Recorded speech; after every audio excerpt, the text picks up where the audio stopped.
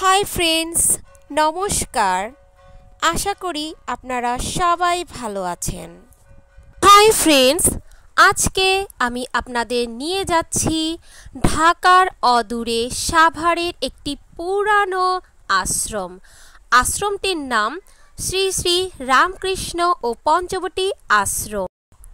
এই আশ্রমের ঢুকতে ভিতরে প্রথমে দেখা যাচ্ছে শ্রী শ্রী নারায়ণ ব্রহ্মচারী বাবার সাধন কুটির ও সমাধিস্থল। বাবাকে দর্শন করুন সবাই। নমস্কার পিতাজি। পাশে অনেক আগে এখানে এক নাম সংকীর্তন হতো। পাশে একটি বিশাল আকৃতির বট গাছ। এই আশ্রমের দুই পাশে রয়েছে দুইটি বড় বড় দিঘি। আগে সৌন্দর্যটা তেমন ছিল না, কিন্তু এখন অনেক অনেক ভালো লাগে। অনেক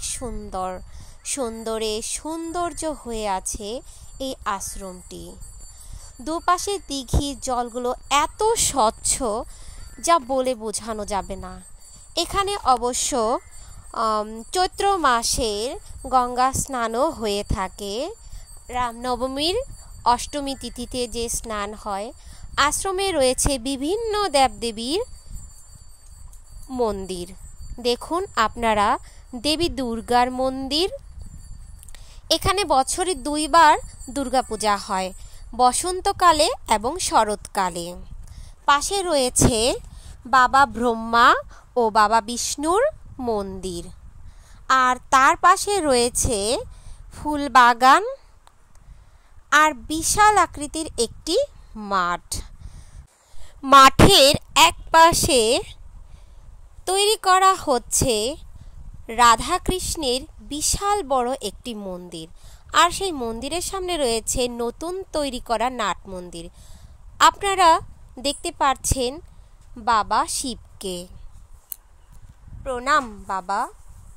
তার পাশে রয়েছে আমাদের মা কালী মন্দির।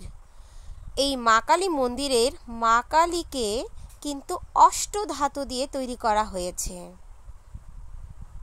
এই অষ্টধাতুর মা কালী রয়েছে অন্য এক কাহিনী। এই আশ্রমে বছরে দুইবার অঘ্রাণ মাসে ও মাঘ মাসে এক নাম কীর্তন ও নীলা কীর্তন হয়ে থাকে। এই আশ্রমে অনুষ্ঠানের সময় ভক্তদের সেবার জন্য তৈরি করে দেওয়া হয়েছে বিশাল বড় একটি স্থান। এখানে প্রচুর ভক্ত এসে সেবা গ্রহণ করে থাকে। এই আশ্রমে রয়েছে বাবা শনিদেবের মন্দির ও মা বিপদনাশিনীর মন্দির।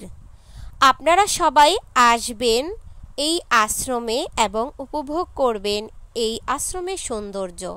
নিজের চোখে না দেখলে আপনারা বুঝতেই পারবেন না এই আশ্রমটি কতটা সুন্দর। ফ্রেন্ডস, আপনারা সময় করে চলে আসুন এই আশ্রমটিতে। আজ এই পর্যন্তই। সবাই ভালো থাকবেন।